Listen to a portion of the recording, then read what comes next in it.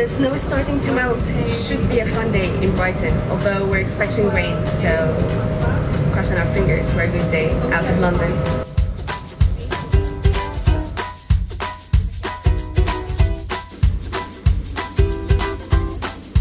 We just arrived in Brighton. Looks nice up here. Let's go and explore. Brighton dates back to the Bronze Age, but it wasn't until the 18th century that it started to develop into the seaside resort we know now.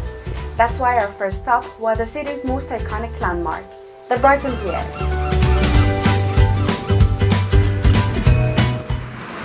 So this is the Brighton Pier, and this is the English Canal. You might want to come here in the summer though. It will be sunny and warmer, but you won't be able to take a swim anyway, because the canal, as you see, is too dark to just dip yourself into.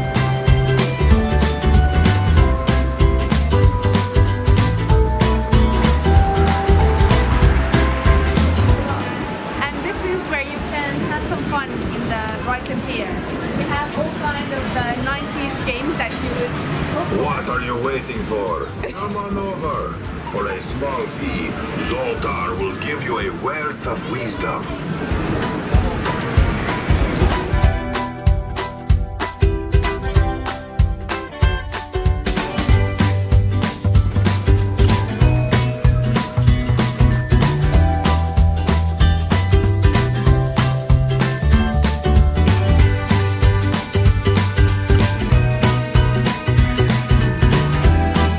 After the pier, we went for another one of Brighton's famous sights, the Royal Pavilion.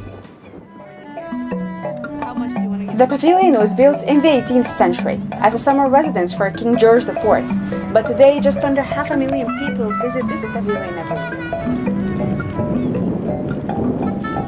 After the walk in the park, we were starting to feel a little peckish. So while Brighton is known for its fish and chips, we decided to go for Burger Brothers, voted the best burger in the UK since 2014.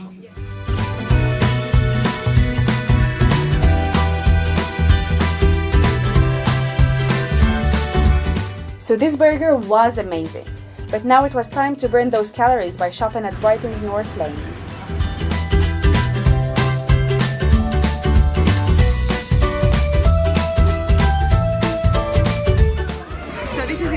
What Brighton is about. All the colours, all the small shops, all the cool things, and all that people in this small street.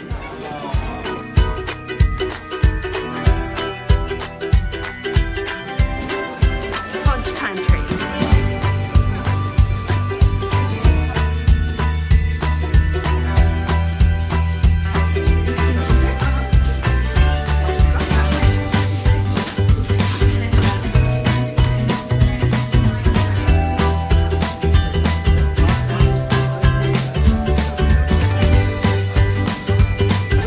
This is Brighton's biggest vintage shop. It's called Snooker's Paradise. Here you can find everything from clothes to books to toys for prices that will not break your budget.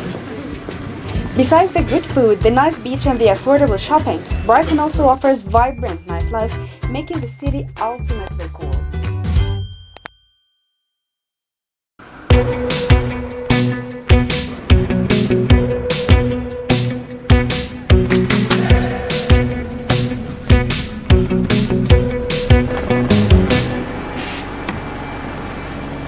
We're here in Bristol and it's a lovely day. We thought it was going to be raining, thankfully it's not.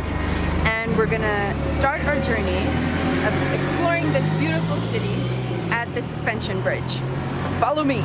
Wait, which direction am I going in? Not sure. Okay. You're the guide here. Let's go. Okay, so we're walking to the bridge and we've been here for like 5 minutes and already I can see that Bristol is really green. We're in one of the largest parks and it's called the Downs and it's absolutely beautiful.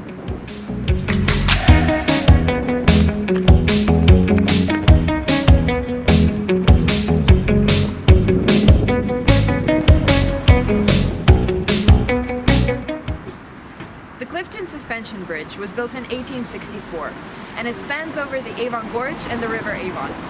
If you want to walk over it, it's completely free, but if you want to drive over it, you have to pay a toll. But the toll goes for the maintenance of the bridge. And another good thing about the bridge, apart from that it's free, is that the views are absolutely stunning. Bristol is one of Britain's most popular tourist destinations. Last year, it was voted the UK's best place to live and best place to study. After getting a bird's eye view, it was now time to see what makes the city so popular. Next stop, the harbour. Once a busy dock where sailors and merchants would trade goods and set sail for voyages of discovery, Bristol's harbour side is now an attractive, modern development filled with restaurants, bars, shops, and hotels. While this isn't the cheapest area, you can still find things to do for free. Take a trip on the Matthew, a modern reconstruction of the original ship that John Cabot sailed to Newfoundland in 1497, or head to the Shed Museum, where you can find out more about the city's history. But if you're in Bristol on a sunny day, you might not want to spend it inside. Luckily, Bristol streets have a lot to offer too.